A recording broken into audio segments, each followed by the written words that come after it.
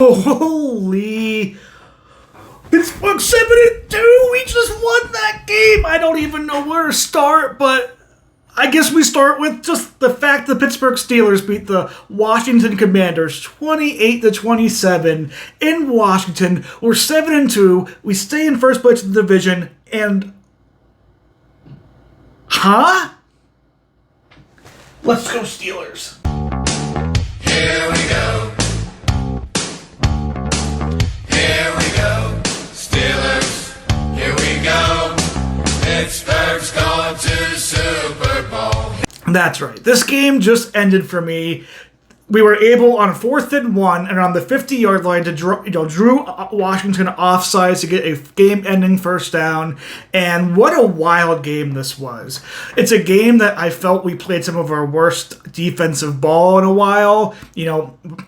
Jalen Daniels and the Commanders did a very good job attacking the middle of the field, short middle of the field, which I think is a Steelers' weakness, as we saw more in this game. And offensively, we were having issues in some ways. Russ wasn't looking his best throughout. We were having difficulty running the ball as much as we were against maybe lesser opponents recently. But this game is going to be talked about with three plays. First play, we drew them offsides to get the first down and the win. I don't think for a second the Steelers were going for it there. I think they were going to take a timeout. I think they were going to take the delay a game, but Washington jumped, Steelers win. The second play, that fourth down play from Washington as they're driving, where they get stopped short of the first down. I actually think the camera angles there make it seem very much like he felt like he had the first down because the way they were angled. I do think that, it was caught short, and I do think that there was no video evidence that could show that was a first down there. I think a lot of times when you see the camera angle that way, it looks like they're further than they are, but there was a straight-on angle that really made it clear, like, he came down before the 41-yard line, so... I can understand Commanders fans wanting that call because the NFL routinely loves to give that call. And then there is the forward progress fumble at the 1-yard line for the Steelers where it looked like, for me, there was like 6 or 7 Washington defenders all over Jaylen Warren. He had been pushed back and stopped for a couple seconds. 99 times out of 100, that play is called dead there. Unfortunately, on his way down, the play wasn't called dead, and the Commanders were able to strip and recover the ball at the 1-yard line.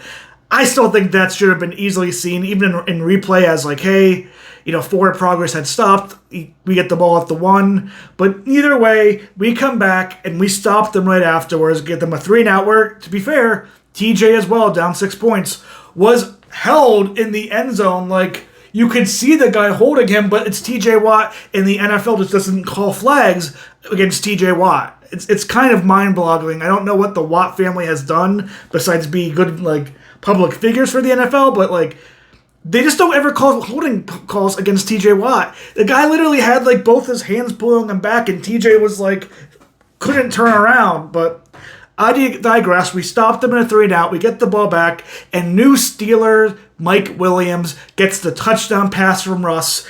A straight-on fade into the end zone. Great pass, great route, great speed, and we're up 28-7. I was worried it was too much, but the defense was able to get pressure on Daniels. Cameron Hayward had a huge game today, as well as Alex Highsmith up until the point he got injured. Now, they showed the replay. I think Highsmith is likely done for the year. His foot did not go at an angle where it should go. It looked more like an acute angle than it did a straight line, and that is heartbreaking for Highsmith, who's been having, I think, a really decent year this year when he's not injured, and just all around just having issues. But that's okay in some respects for us because we got Preston Smith this week in the trade deadline from the Packers, and he showed up today with some big tackles and big plays, and it was just a whole team effort throughout. Looking at the first half, though, I was kind of worried because, it was forever ago. We went for a fake punt at the 15-yard line, and to be fair, to the special teams coordinator, it would have worked if the Steelers player caught the easy lob pass ball to him. It was a perfect call play. It should have been a first down. I don't know if I like doing that so far into our territory, but I digress. We would have gotten a first down, but it allowed the Commanders to get the ball, get a touchdown early, get them back into the game. But we ourselves were gifted by a muffed punt that allowed the Steelers to get a touchdown.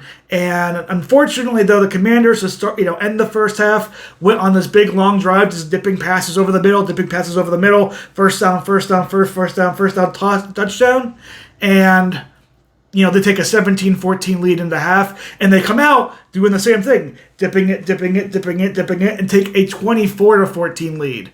The Steelers, though, answer back with a Najee, touchdown near the end and just a good long drive, and things were looking kind of close. Washington came back to field goal a little bit later. There was a play with Russell where he threw an interception. Again, I don't know if Pickens touched the guy. They say he did. But we survived. We kept in the game. We won this game. Russ had some great passing down the end, held a fourth quarter type drive. And yes, the Pittsburgh Steelers are 7-2 and number one in the division. We're going against Baltimore next week, so big game there. And one of the best contenders.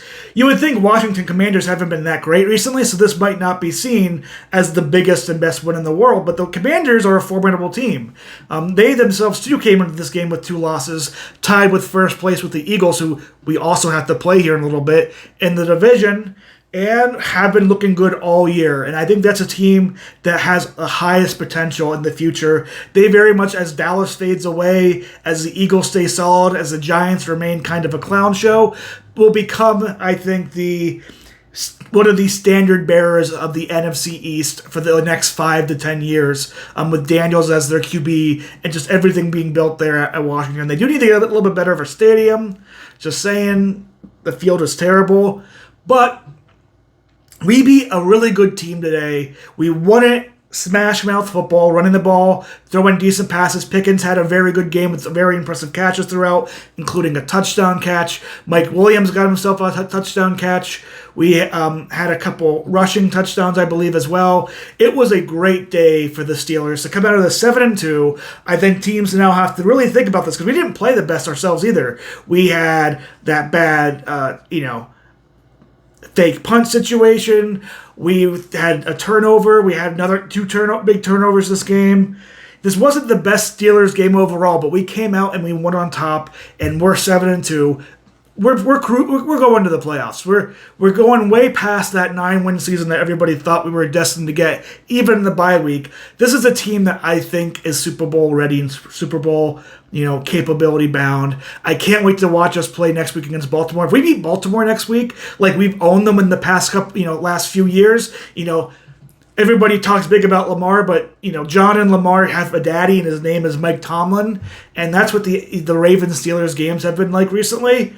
If we just beat the Ravens once again, like we've been doing recently, 2-game lead, basically a 3-game lead in the division, we're going towards Eagles, we're going against Kansas City, we're going against all the other AFC North teams. This team has a chance to pull out, I think, 11 to 12 to 13-14 wins this year. But tell me your thoughts about the game in the comments down below. Are you as excited, as happy as I am as a Steelers fan? We're going to the Super Bowl! See you next week, Ravens. Here we go. Here we go. Steelers, here we go. Pittsburgh's going to Super